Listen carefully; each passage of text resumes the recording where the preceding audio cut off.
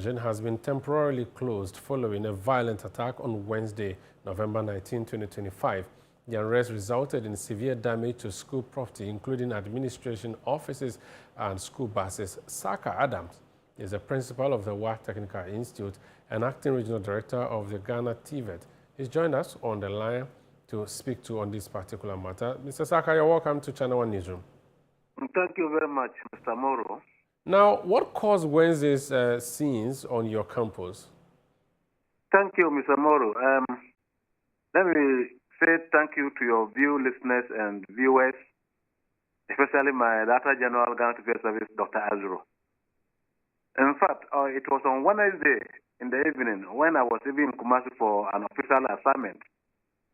I had a call from my senior housemaster around 11 o'clock p.m. Anytime he called me around that time, either a student is not feeling well and they wanted a means to transport the student to hospital. But when I picked the call, he said the school was on fire, that the students are demonstrating. But not the students as such. He said after the Wednesday evening classes, which we call preps, the students were returning to the dormitory to sleep. Then some assailants scaled the wall and attacked the boys' dormitory. I don't know where they got, whether they were holding cutlasses, they were whipping the cutlasses with the student boys. All of them were running for their safety. Then they asked them, those who will not join them to do the demonstration, they will beat them. So some of them, out of fear, joined them. Then they started vandalizing properties of the school.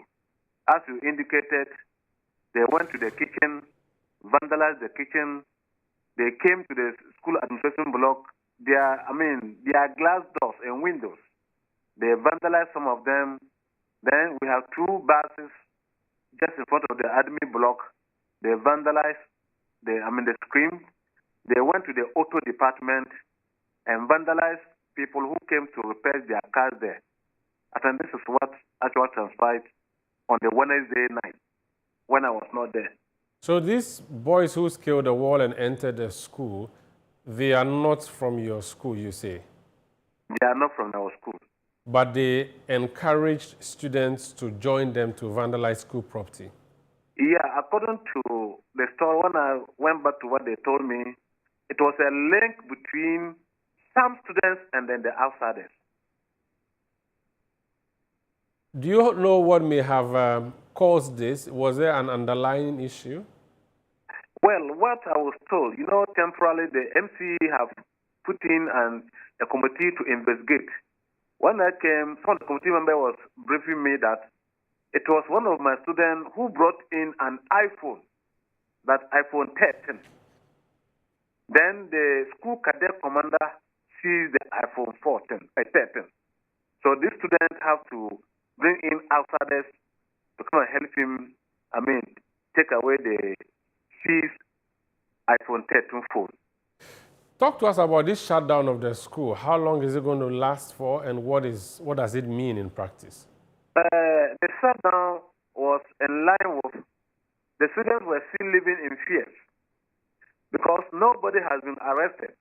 The students, they thought that those people will have to come back again. So I make a call to the MC. The MC said you also have to talk to the regional minister. Yesterday, fortunately, there was a graduation ceremony at UBEST. So the minister has delegated his deputy, Dr. Clement Apak, to represent him. So when he came, the MC briefed the minister. So he had to rush back to the school. We were in a very caucus meeting with the regional commander. I pleaded to the minister. So the minister, in consultation with the regional commander of police, said that it is good for us to give them 1 week break so that they will go and come back with a fresh mind.